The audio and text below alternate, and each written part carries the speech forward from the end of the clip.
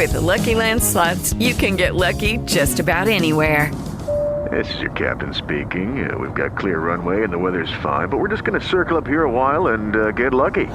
No, nothing like that. It's just these cash prizes add up quick. So I suggest you sit back, keep your tray table upright, and start getting lucky. Play for free at LuckyLandSlots.com. Are you feeling lucky? No purchase necessary. Void where prohibited by law. 18 plus terms and conditions apply. See website for details. Hey guys, it is Ryan. I'm not sure if you know this about me, but I'm a bit of a fun fanatic when I can. I like to work, but I like fun too. It's a thing. And now the truth is out there. I can tell you about my favorite place to have fun. Chumba Casino. They have hundreds of social casino style games to choose from with new games released each week. You can play for free anytime, anywhere. And each day brings a new chance to collect daily bonuses. So join me in the fun. Sign up now at ChumbaCasino.com. No purchase necessary. VGW. Void where prohibited by law. See terms and conditions. 18 plus. From Hollywood, it's time now for Johnny Dollar. This is Reynosa, L.A. Police. Oh, hiya, Sergeant. Any luck? Nothing. This Topo Leanley boy's been in jams before. He's a tough cookie, and we don't scare him a bit. What's his story? Says he was walking through the courtyard of the apartment house when you jumped him from the bushes. Oh. Claims he thought it was a stick-up and fired that shot at you in self-defense. What was he doing there in the first place? Calling on a girlfriend, only she'd given him the wrong address. Sure. Well, we can hold him overnight for carrying a concealed weapon, but that's about all, Johnny. He'll make bail in the morning. Well, fine. Let him. Things aren't adding up, and it's got him worried. He's afraid he's being double-crossed, and he's fighting mad about it. On the loose, maybe he'll be a help to us. How? Maybe he can find Eddie Caylin. What are you talking about? Eddie Caylin's downtown in the morgue on a marble slab. Sergeant, want to bet?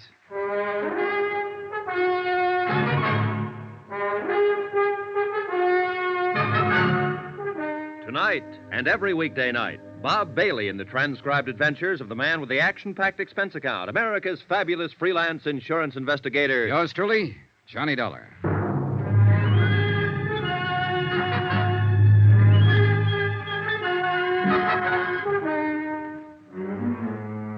From Special Investigator Johnny Dollar, location Los Angeles, to the Home Office, Trinity Mutual Insurance Company Limited, Hartford, Connecticut.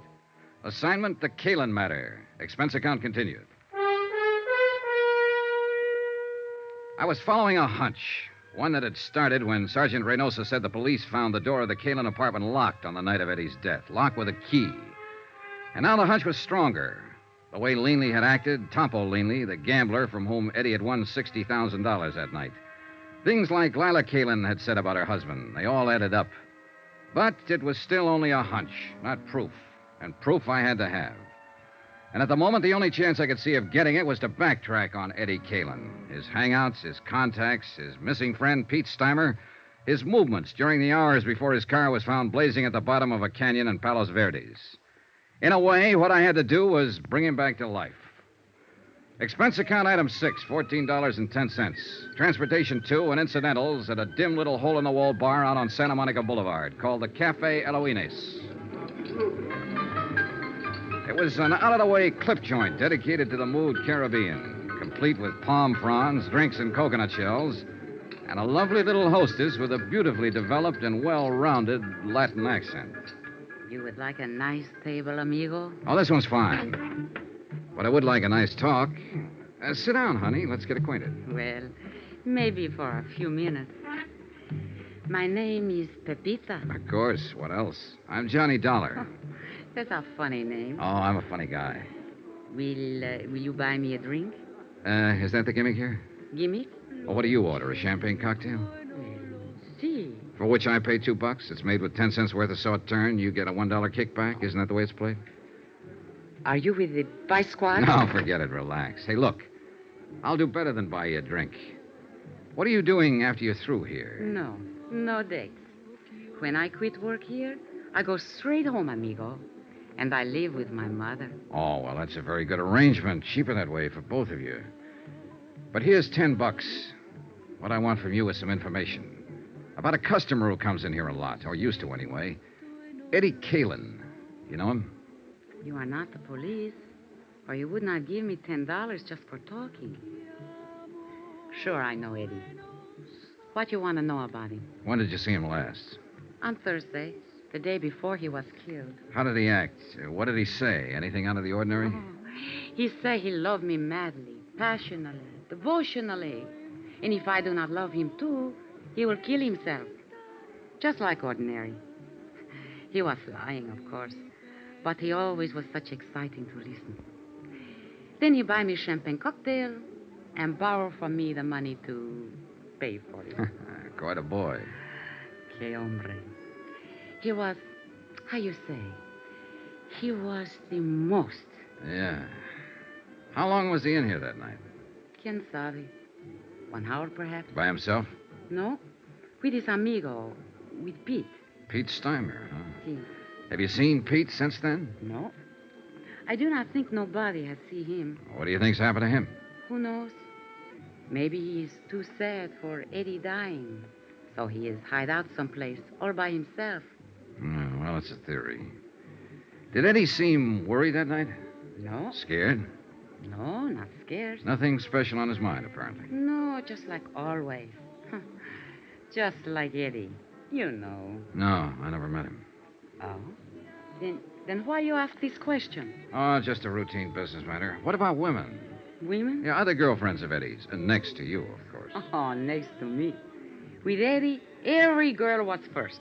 Well, what about the nightclub here? Any of them come in here, work here? Oh, Eddie was too smart for that. In each one place, only one girl. That way, no trouble. Eddie was smart. Yeah, he was the most. See. What about girls in other places around town? Do you know any of them? No, I do not know any, but... But you've heard rumors. Well, there is a place which is called the Brass Monkey. Ah, yeah. They have girls there which, how you say it, they take off some clothes and go jump around with the music. Strippers? Yes, strippers. Well, somebody has always make jokes with me about one of those strippers. They say Eddie has had the big thing with her. They think to make me mad, but there's no difference to me. I know how Eddie is. Do you know the girl's name? The very silly name, which she has make up, is Marty Midnight. Marty Midnight. She has black hair like me, but mine is natural black. Oh, yeah, sure. I figured as much. It's very beautiful. Muchas gracias, Johnny. Well, thanks for some pleasant conversation. You are leaving now? Yeah, why?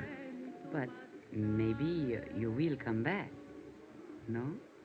I wasn't planning to. At 1 o'clock, I am through working. If you will come back... No? No. We wouldn't want to worry your poor old mother, would we? Keep her waiting up. What are you talking about? My mother is living in Havana, Cuba. Expense account item 7, $23.40. More transportation and some more of those incidentals. This time at the Brass Monkey Inn. That name had come up twice now. Eddie Caylin's widow had mentioned it first. So I figured I'd better have a look at it. The Eloines had been a fairly quiet place, dimly lighted, with a big play on that mystery of the jungle routine. But the Brass Monkey was a pony of a different tint. At the Brass Monkey, they let down their hair and really lived. The chorus line was on and at it when I arrived, and strangely enough, the girls were all dolls, pert, young, lively, 7 of them from left to right. But now one of the 7 had midnight black hair. I leaned against the service bar and waited for the bartender to come down out of the clouds and notice me, and he finally did. Oh, sorry, Buster. Just couldn't see you for looking at you. Oh, that's all right. Who'd bother with a customer at a time like this? Another art lover. Man, I'll tell you true, there is the cream of the crop. 7 shining sisters. The Pleiades, brother. The absolute up-top zenith of the entire ecclesiastic firmament. What'll you have to drink? Scotch over ice. Checo. I read a lot. That's where I get all them big words. Always try to better myself. Get ahead, man, that's the thing. Yes, so I've heard. So I read all the time, and I got a system, too, a shortcut. You know all them books you see around? You know what they're full of? Well, opinions vary. Words. And you know where they get them? From the dictionary. So I don't mess around. I go right to headquarters. The only book I read is the dictionary. You what? Sure. Read it through twice, and now I'm clear up to J on the 3rd time around. You know what a joss house is? Yeah, it's a Chinese temple. I think I need that drink now. Oh, I'm sorry, Buster. Here you are.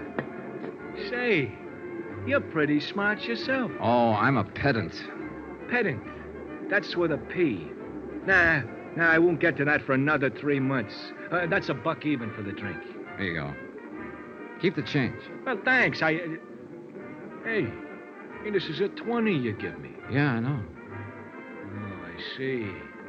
Well, Buster, the answer is no. I can't fix you up with one of the girls. All I want is some information. Like what? Like, where is Marty Midnight this evening? Oh, that I wouldn't know. She hasn't been around since, well, not for the last 4 or 5 nights. Since Eddie Caylin was murdered? Is that what you're about to say? Police? Insurance investigator. The company I represent issued a policy on him. Eddie Caylin with insurance? Yeah, he took it out about 2 months ago. Who's the beneficiary? His wife. Well, I never met the gal, but I guess she's got something common. She must have took quite a beating off of Eddie. Man, that cat could really operate. So I gather. You happen to know where Marty lives? Nah, she moved a few weeks ago, after she took up with Eddie. I don't even know her real name. Hey, is the manager here? I'm the manager, Buster. I hired him, fired him, and in between, just look at him. Oh, man, what a life. Do you know a friend of Eddie's named Pete Steimer? Sure I know. He hasn't been around either. Disappeared that same night, huh? Yeah, that was a bad night all around. There was another guy dropped out of sight, too, a hood named Mike Kelso, one of Topo Leanley's boys. Do you know Topo? He comes in all the time. He's, Hey, wait a minute. You must be the cat that broke his arm. Well, congratulations, felicitations, and happy days. I'll have a drink myself on that. Real popular boy. Huh? Oh, the most. I understand he got his start by leaning out of his baby carriage and shoving his mother under a car. Was he in here that night? Well, sure. That's where Eddie met him. I told Eddie to stay clear of that game. And was I right? And you think that's why he was killed, for the $60,000 he won that night? Buster, that's the type of question I never answer. And that's exactly why I stay so healthy. Well, you don't have to answer. That's where all the logic points. Eddie met Topo Leanley in here that night and was invited into one of Leanley's big-time poker games. Eddie was lucky, plenty lucky, and Leanley got hit hard. He decided he wouldn't stand still for it, so he and his muscle man, Mike Kelso, went around to Eddie's apartment, beat him up, got the $60,000, took Eddie out to the Palos Verdes Hills, ran him off the cliff, and set fire to his car. Any reason why it couldn't have happened like that? No. But there are a lot of loose ends. Like what has happened to Pete Steimer and Marty Midnight? Scared silly, hiding out. Mike Kelso. Same thing. He's sweating it out, waiting to see which way the wind blows. Or there's whispers around that he double-crossed Topo and ran out with the dough. Could be. But I keep remembering that door. What door? To Eddie's apartment. It was left locked with a key. So what's it got to do with every... Uh-oh, the police. I'm raided again. Hey, Red, dump that water, bar, whiskey down a sink. Jackie, get back there and tell the girls to cover up. Now, take it easy, you cats. Just keep your seats. Everything is copacetic. Relax. It's not a raid. That's Sergeant Reynosa. He's handling the Caylin case. Buster, a cop's a cop no matter what he's handling. Now, shake it up, Red. Turn on that water in the sink and dump it all in. What the devil are you doing here, Johnny? Having a drink? What's up, Sergeant? I'm looking for a girl who's supposed to work here named Marty Midnight. So am I. What's your reason? Suspicion of murder. What? The guy was killed in her apartment about an hour ago. The neighbors heard the shots. And it's real crazy, Johnny. It just can't be, but it is. We got a fast check on the fingerprints. You know who the guy was? Sure.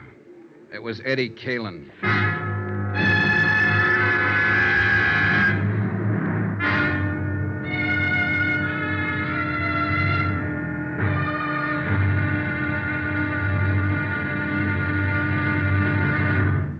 Now, here's our star to tell you about tomorrow's intriguing episode of this week's story. Tomorrow, a stakeout, a manhunt, and a tired intern breaking his heart to keep life in a broken body. Join us, won't you? Yours truly, Johnny Dollar.